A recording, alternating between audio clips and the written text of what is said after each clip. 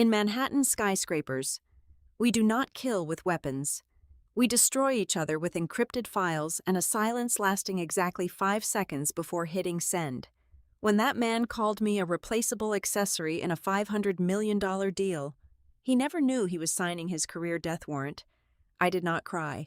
I just activated the access logs and waited for him to step into his digital trap. Hello to our wonderful audience at Boss Revenge Stories. We deeply appreciate your continued presence. Recently, YouTube disabled our channel monetization, leaving us entirely without an operating budget to bring you these experiences. If you find today compelling, please support us by joining our Patreon channel, where you can listen to exclusive, verified true stories that are longer, far more detailed, and feature multiple emotional voice actors, which we simply cannot publish on this platform. You can join us right now by scanning the QR code on your screen or by clicking the Patreon link located in the description and the comments section below. Let us begin today with the story of Violet Roberts. The air in my home office was chilled to exactly 68 degrees, but the atmosphere inside the virtual meeting room was suffocating. As the director of strategic analysis for the consulting firm Apex Prime, I held the floor. The glowing green indicator light of my webcam was the only witness to my precision. I was 45 minutes into breaking down the core logistics of a $500 million infrastructure bid. I had built the matrix from the ground up. Every data point, every risk assessment, every profit margin projection was the result of my endless late nights. 12 executives from our firm and our prospective partner, Nexus Group, occupied the small digital squares on my monitor. They were silent, absorbing the monumental weight of the capital involved. I took a brief breath to transition to the compliance framework when a harsh, abrasive voice shattered the professional quiet. "Hold on, Violet, stop right there." It was Brandon Vance, the Chief Operating Officer of Nexus Group, his square lit up yellow, demanding immediate dominance over the screen. He leaned back in his plush leather chair, adjusting the cuffs of his tailored suit with a deliberate slowness that reeked of calculated arrogance. "We do not need the granular technical jargon right now," Brandon said, his tone dripping with a patronizing edge that made the back of my neck prickle. "Let us save the spreadsheet reading for the analysts. Please mute your microphone. This is a meeting for the real decision makers to discuss high-level strategy." The virtual room died. The absolute silence that followed was heavy, toxic, and deafening. It was the kind of quiet that only exists in high-stakes corporate warfare, when a blatant execution has just taken place in broad daylight. I watched the faces of the other executives in their little boxes. Eyes darted away from the cameras. Some suddenly found their physical notes fascinating. No one dared to challenge the man holding the keys to $500 million. I waited exactly 3 seconds, shifting my gaze to the top center square. There sat my chief executive officer. He was the man who had personally asked me to lead this charge, the man who knew I was the sole architect of the entire proposal. He cleared his throat. A nervous, hollow chuckle escaped his lips. "Well, Brandon makes a fair point," my boss said, offering a weak, appeasing smile to the screen. "We should probably pivot to the macro view. Violet, why do you not go ahead and yield the floor to Brandon? We need to keep the momentum going and maintain harmony here." He threw me under the bus with a polite grin. He chose the path of least resistance, trading my dignity for a smoother path to a signature. I did not argue. I did not flush red with embarrassment, nor did I offer a forced apology. I simply reached out and clicked the mute icon. A tiny red slash appeared over my microphone. My face remained a perfectly blank canvas of professional composure. Inside, however, the temperature dropped to absolute zero. My eyes locked onto Brandon's smug, satisfied face on the monitor. He thought he had won. He thought he had successfully put me in my place. He had no idea he was staring into the eyes of a hunter who had just locked onto her prey. As Brandon began to parrot my own strategic summaries back to the room, stumbling over the complex terminology he clearly did not understand, I moved my cursor away from the Zoom window. The rhythmic, almost silent tapping of my keyboard filled my quiet room. I navigated through the deepest directories of my encrypted personal hard drive. I opened a hidden folder titled Nexus Backup. Inside this folder lay a digital paper trail meticulously curated over the past 6 months. The executives in this meeting believed Brandon was simply asserting executive dominance. They thought he was an aggressive leader cutting through the corporate red tape. They were completely blind to the truth. Brandon Vance was not a visionary. He was a petty, vindictive man settling a deeply personal score. I clicked open the first file in the directory. It was a high-resolution screenshot from a corporate retreat dinner we attended together several months prior. That night, Brandon had cornered me near the hotel bar. He had bypassed all professional boundaries, offering me a highly inappropriate, sleazy personal arrangement, promising me a fast track to a partnership if I played along. I had rejected him flatly, looking him dead in the eye and walking away. His ego had shattered that night. Now, he was using his corporate authority, leveraging a massive financial deal to publicly humiliate me and exact his revenge. He thought I was just a subordinate who would swallow the insult to protect the firm. He assumed I would be a good corporate soldier. I let the presentation drone on in the background. My hands rested calmly on the desk. Brandon Vance had just launched the first strike, but he had catastrophically misjudged his opponent. The game had changed, and I was about to rewrite all the rules. The sun had barely crested the Manhattan skyline on Tuesday morning when the silent campaign of isolation officially commenced. I logged into my workstation at exactly 7 o'clock. The ambient hum of the central cooling unit was the only sound in my pristine, empty office. My inbox, normally a chaotic, cascading waterfall of critical project updates and urgent requests, was completely stagnant. It was too quiet. I ran a targeted search on the primary company server. There it was. The daily synchronization thread for the infrastructure bid was highly active, receiving updates every few minutes. My email address had been surgically extracted from the distribution list. I was the one who had written the initial architecture for this exact communication protocol, and now I was locked out of my own digital house. I navigated to the shared cloud directory to review the foundational blueprints I had finalized over the weekend. A freezing sensation washed over me as I inspected the hidden metadata. The document properties had been forcefully modified. The author tags, which had proudly displayed my credentials just 24 hours ago, had been overwritten. The intellectual property I had sacrificed my personal life to build now listed Brandon Vance as the primary author, with 3 of his junior associates credited as co-contributors. They had stripped my identity from the files with the clinical precision of a corporate execution. There was no argument, no confrontation. I was simply being erased from the history of my own labor. A notification chime shattered the silence in my office. A Microsoft Teams message popped up in the bottom right corner of my screen. It was from the Chief Executive Officer. "Good morning, Violet. Following up on yesterday's alignment call, Nexus Group has requested we streamline our front-facing team. We are going to scale back your direct involvement in the presentations to optimize personnel per the partner's request. I need you to transition your primary duties over to Brandon's team by the end of the day." It was the classic corporate freeze-out. They were removing the ladder while I was still standing on the top rung, hoping I would simply fall quietly into the abyss. They expected me to panic, to storm into the executive suite demanding answers, or to resign in a fit of emotional frustration. My fingers hovered over the mechanical keyboard. I did not type out a desperate defense of my value. I did not point out the blatant, documented theft of my work. "Understood. I will focus on logistical support," I replied. I hit the enter key. Then, I closed the chat application and went to war. I bypassed the standard graphical user interface entirely and opened the raw command terminal. I typed in the execution codes to activate the File Integrity Audit System, a countermeasure I had secretly embedded within the deepest layers of our secure servers months ago. Line after line of glowing green text scrolled rapidly across my pitch-black monitor, scanning every single byte of data that had crossed our network thresholds. I was looking for the breach. The system was designed to flag any anomaly, Any unauthorized attempt to mirror or extract my proprietary algorithms without triggering standard corporate alarms.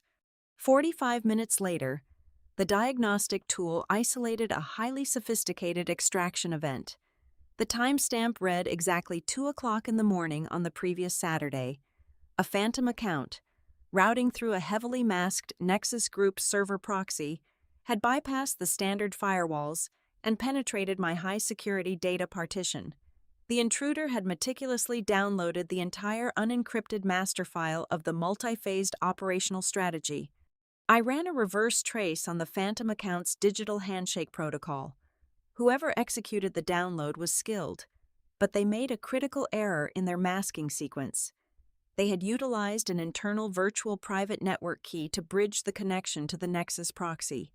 I cross-referenced the alphanumeric signature of that key with our Human Resources Administrative database.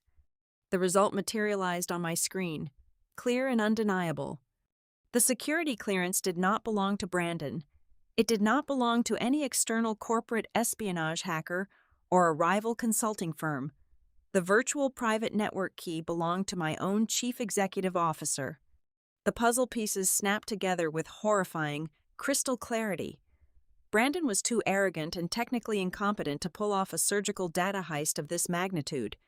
My boss, the man who had recruited me, the man who had smiled and told me to mute my microphone during the meeting, was the grand architect of this betrayal. He had not just thrown me under the bus to save a tense conversation, he had actively stolen my life's work in the dead of the night and handed it over to Nexus Group on a silver platter. I dug deeper into the executive communication logs, slipping past his weak password protections. I uncovered a heavily encrypted draft agreement tucked away in an obscure folder within his personal cloud storage. The terms were spelled out in black and white. In exchange for delivering my proprietary framework unconditionally and neutralizing my influence over the project, my chief executive officer was guaranteed a highly lucrative seat on the newly formed board of directors immediately following the upcoming corporate merger. He had sold my intellect, my countless hours of overtime, and my future to buy himself a golden throne. He thought he was a brilliant mastermind playing three-dimensional chess with our careers. He thought I was just a disposable pawn to be sacrificed for the greater good of his investment portfolio. I leaned back in my ergonomic chair, staring at the damning evidence illuminating my dark office. The digital erasure campaign they had launched this morning was nothing but a clumsy, pathetic cover-up. They were utter fools. You cannot silently erase the person who wrote the code controlling your entire system. It was Thursday afternoon when the crucial virtual presentation with the federal procurement representatives took place. I sat in the shadows of my office, a silent, invisible observer on the call, officially relegated to taking logistical notes. On my primary monitor, Brandon Vance commanded the screen. He was completely in his element, radiating false confidence as he clicked through the slide deck I had painstakingly designed. The government officials listened intently, taking notes as he projected the illusion of absolute competence. Then, he said it. Our foundational approach relies heavily on a multi-layered integrated matrix, Brandon declared, leaning into his high-definition microphone to emphasize the syllables. This matrix allows us to foresee risk variables before they materialize, giving the federal government a foolproof infrastructure pipeline. A cold smile touched the corners of my mouth. He had just stolen my exact proprietary nomenclature, a highly specialized term I had coined, developed, and registered internally just 8 months prior. He paraded it in front of government officials as his own intellectual triumph. I did not react visibly. I did not type an angry message in the chat box. Instead, I shifted my undivided focus to my secondary monitor. While Brandon continued to weave his web of stolen brilliance, I initiated a deep metadata extraction protocol. I deployed a specialized script that latched onto the live presentation file he was sharing across the corporate network.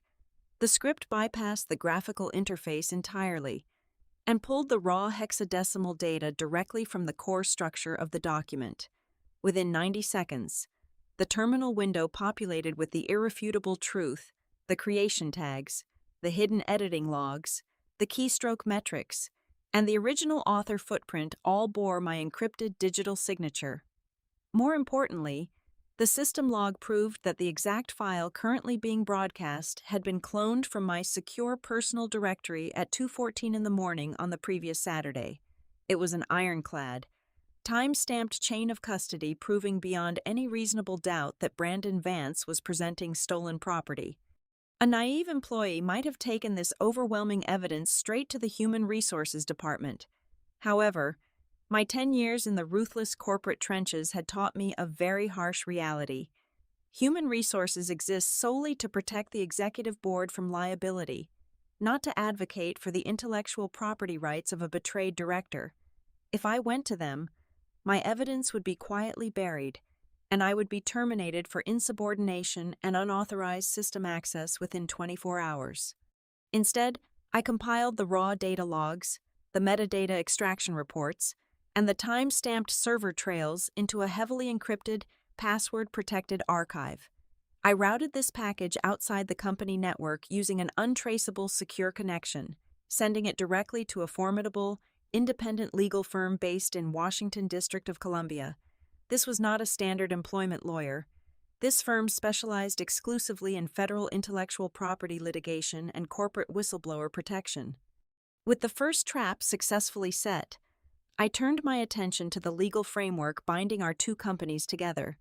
I pulled up the Master Memorandum of Understanding signed between Apex Prime and Nexus Group. I combed through the dense, 60-page document, ignoring the standard financial boilerplate until I found exactly what I needed buried on page 42. It was a subsidiary clause regarding key personnel integrity.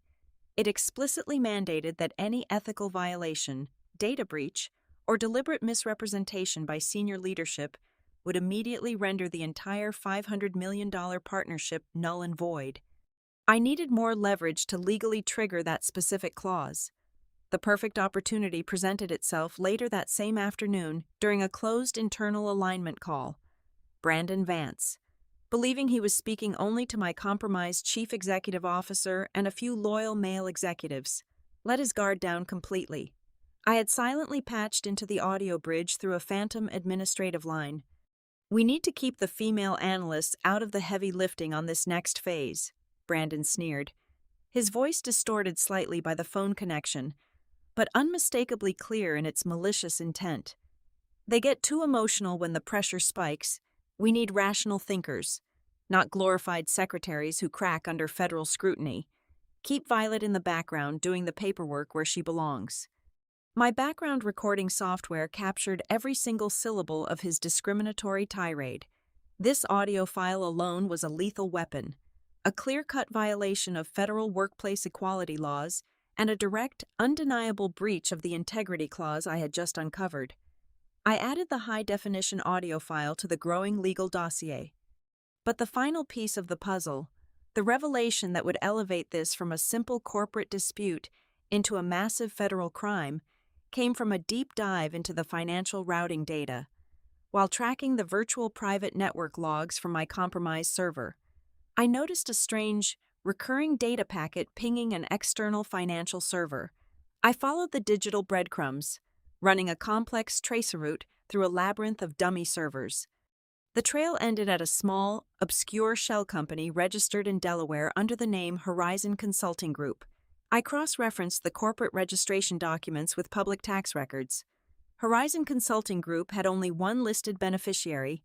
It was my chief executive officer. Further financial forensic analysis revealed a steady stream of incoming wire transfers from an offshore account directly linked to the Nexus Group holding company. They were funneling massive, undocumented cash payments to my boss under the guise of miscellaneous consulting fees. It was not just a backroom deal for a board seat. It was a blatant, highly illegal corporate bribe to secure the federal contract. My dossier was no longer just a grievance. It was a loaded weapon aimed directly at the heart of both corporations. The digital shadows had revealed everything, and I was holding all the cards.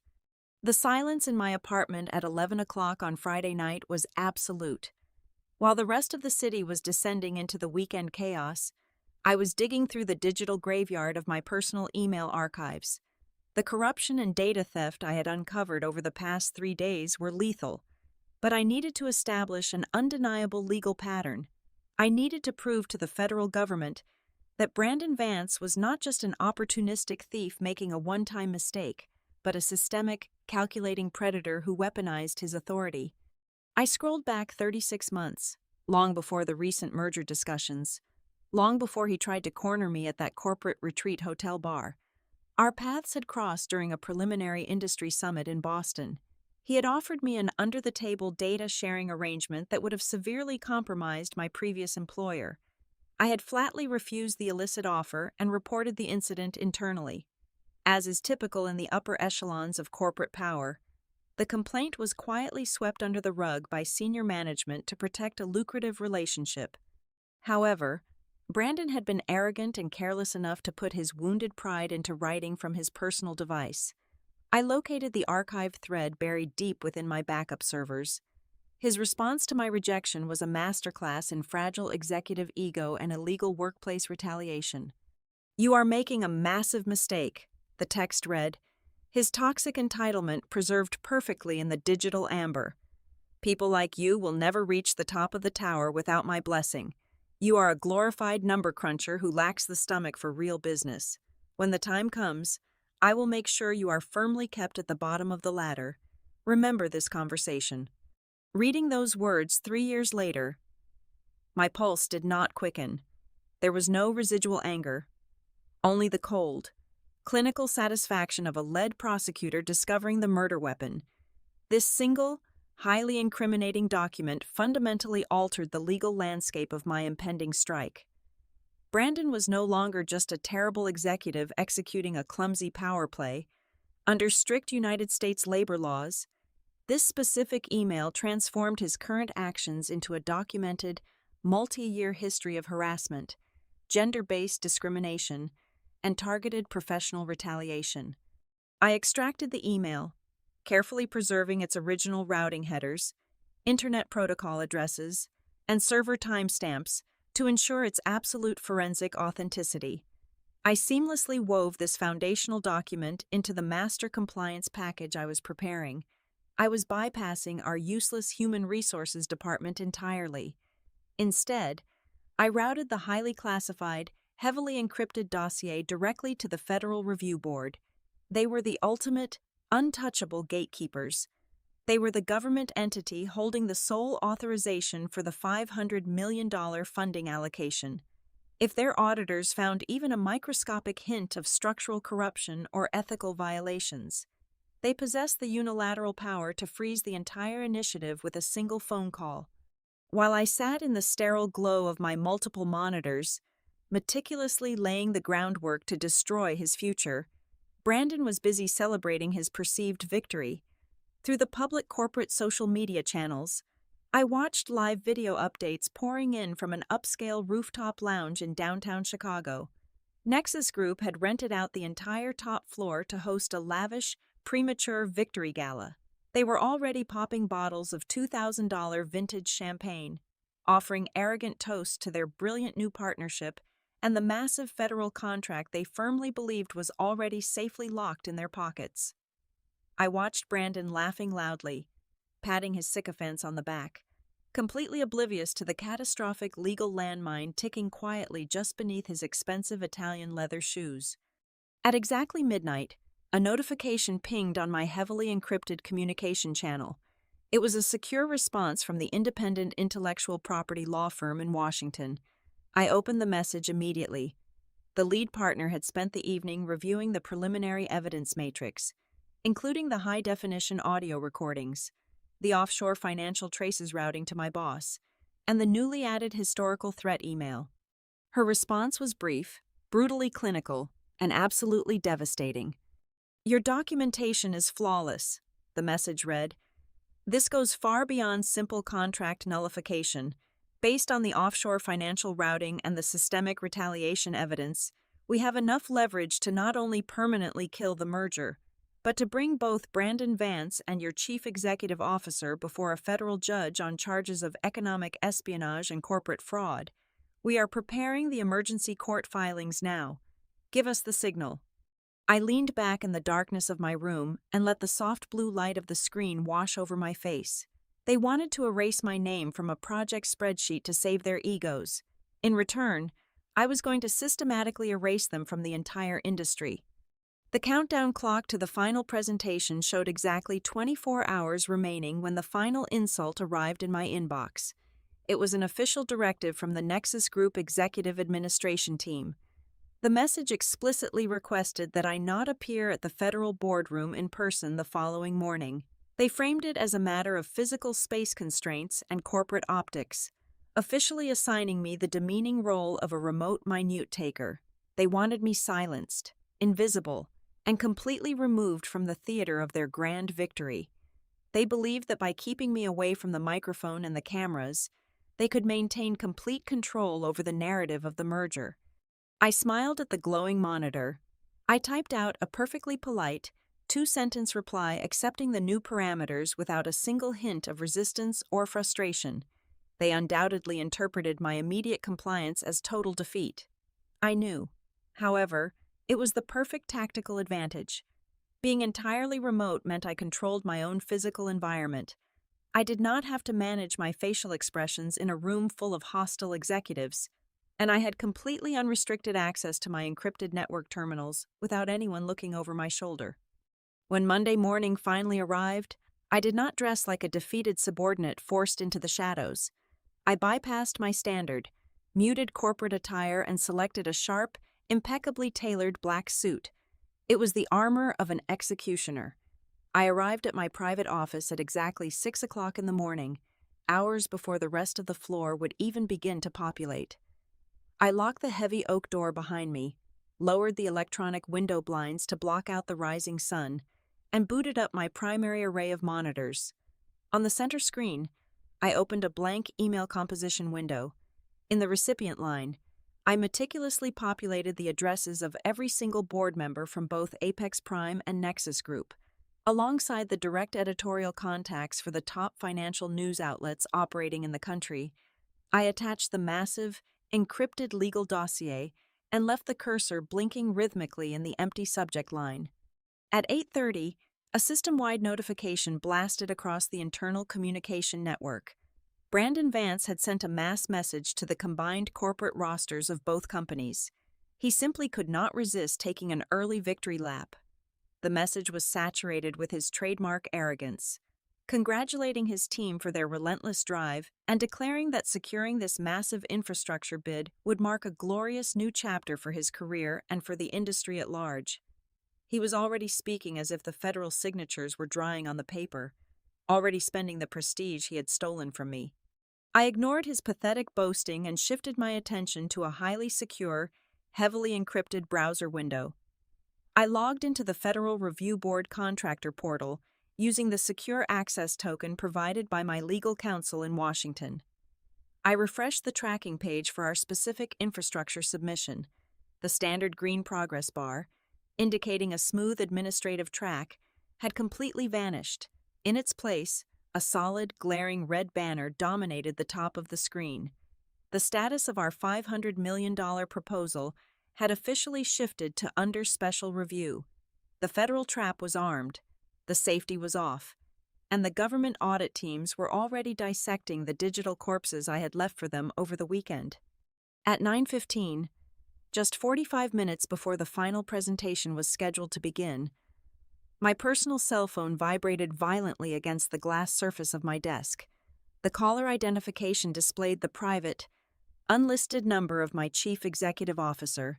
He was calling me directly, bypassing the corporate channels entirely, an incredibly rare occurrence that signaled extreme desperation.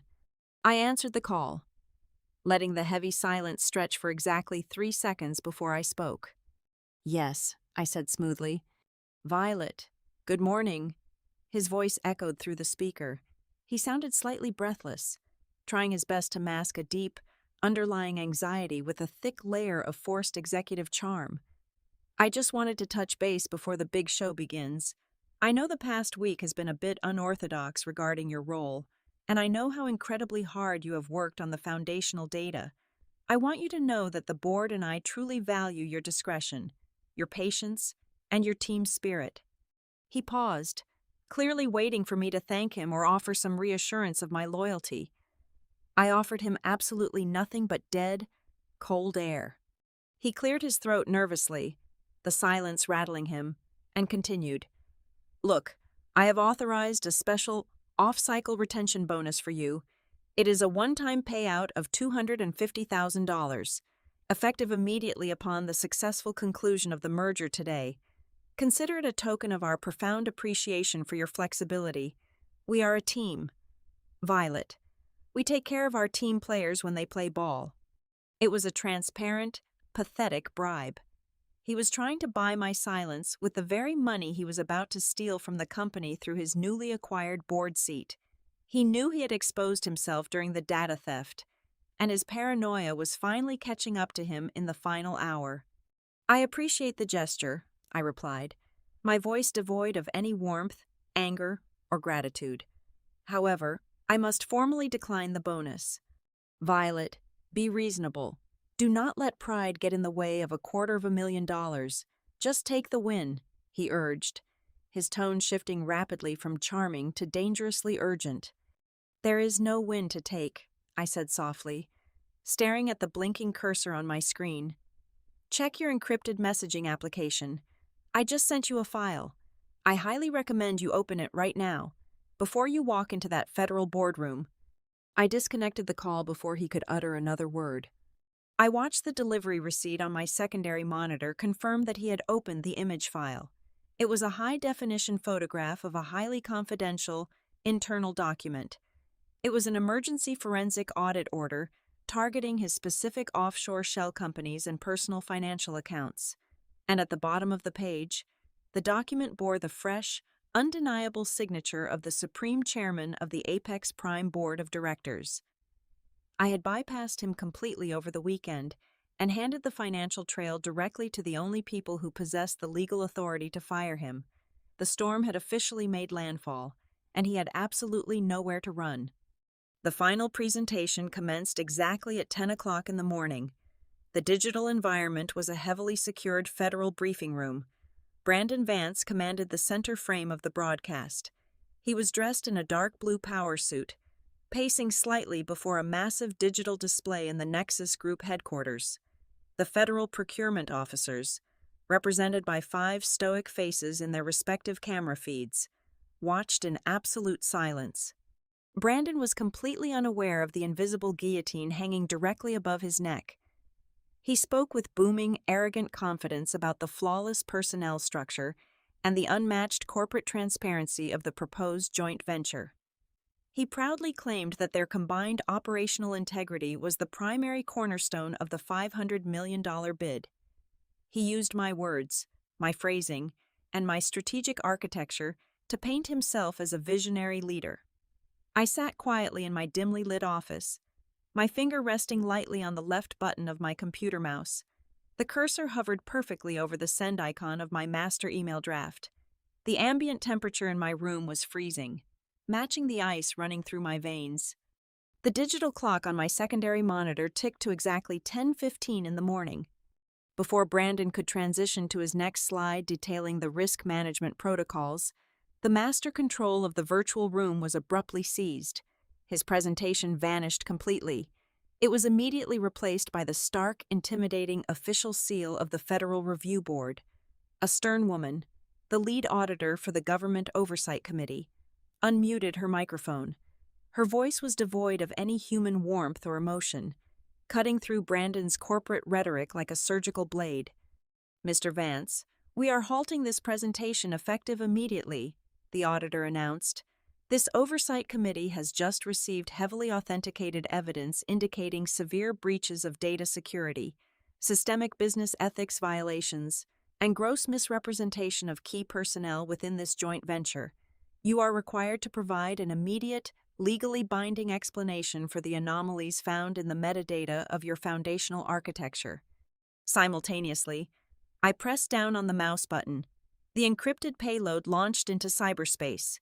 Within milliseconds, the comprehensive legal dossier bypassed all internal firewalls and landed directly in the private inboxes of every single board member at both Apex Prime and Nexus Group. In that exact same fraction of a second, the lead investigative financial desks at the major media outlets operating in New York and Chicago received the fully unredacted story, complete with the offshore bank routing numbers and the historical harassment emails. Back in the virtual meeting, the situation escalated into a full systemic meltdown. Brandon opened his mouth, likely to formulate a desperate defensive lie, but before a single word could escape his lips, his primary broadcast screen flashed a blinding, violent shade of red. An emergency notification from the Federal Regulatory Agency blared across the display in bold white lettering, officially declaring a total and immediate suspension of the Nexus Group bidding credentials pending a federal criminal inquiry. The color completely drained from Brandon's face. He stammered incoherently, his eyes darting frantically off camera as he realized he was totally exposed on a live, federally recorded broadcast. His arrogant facade shattered into a million jagged pieces. The powerful executive was suddenly reduced to a terrified amateur. He reached out with trembling hands to mute his microphone, attempting to hide his panic, but his administrative privileges had already been revoked by the government hosts. He was trapped in a digital cage of his own making, forced to let the highest-ranking procurement officials in the country witness his utter destruction in high definition. While Brandon was hyperventilating on screen, the physical fallout was already rapidly unfolding in my own building. The Supreme Board of Directors at Apex Prime had not hesitated for a single second. Armed with the irrefutable financial audits I had provided them over the weekend, they acted with ruthless, corporate efficiency. At 10:30 in the morning, two large corporate security officers, flanked by the lead internal legal counsel, marched directly into the executive suite. My former chief executive officer was publicly stripped of his access badges. His encrypted company devices were immediately confiscated, and he was physically escorted out of the glass lobby in front of dozens of shocked employees. His lucrative offshore bribes and his desperate dreams of a golden board seat ended abruptly on the cold concrete pavement of Manhattan. By 12 o'clock noon, the $500 million infrastructure deal was officially pronounced dead for Nexus Group. Their stock value plummeted in a vertical dive as the financial news networks broke the story of the massive federal investigation. They were permanently blacklisted from all future government contracts, effectively ending their reign as a dominant force in the industry. In the wake of the corporate slaughter, the Supreme Board of Apex Prime convened an emergency restructuring session. Recognizing the undeniable value of my intellectual property and my surgical, flawless removal of a massive internal threat, they issued an immediate, unanimous directive. They officially appointed Violet Roberts as the acting managing director of the newly independent rebidding campaign, granting me total operational control and an unprecedented compensation package. The deafening, beautiful silence returned to my private office. I did not cheer, nor did I gloat to my colleagues. I simply reached out and closed the lid of my laptop. The satisfying mechanical click echoed in the quiet room. I picked up my heavy ceramic mug and slowly drank the last cold sip of my black coffee. On the expansive mahogany desk, my mobile phone began to light up endlessly as financial reporters from Wall Street flooded my private line, desperately seeking a quote from the woman who had single-handedly annihilated a corporate empire. I let the phone ring. I had secured the ultimate victory without ever needing to speak a single useless word. Thank you so very much to all the wonderful listeners for staying with this story today. We truly appreciate your time and dedication. Where in the world are you tuning in from right now? Please let us know. If you found today's revenge story engaging, please consider helping us keep this project alive by joining our Boss Revenge Stories Patreon channel. There, you can listen to our very best, highly exclusive true stories that are too intense and detailed to publish publicly on YouTube. Simply scan the QR code currently displayed on your screen, or use the link provided in the description and the pinned comment below.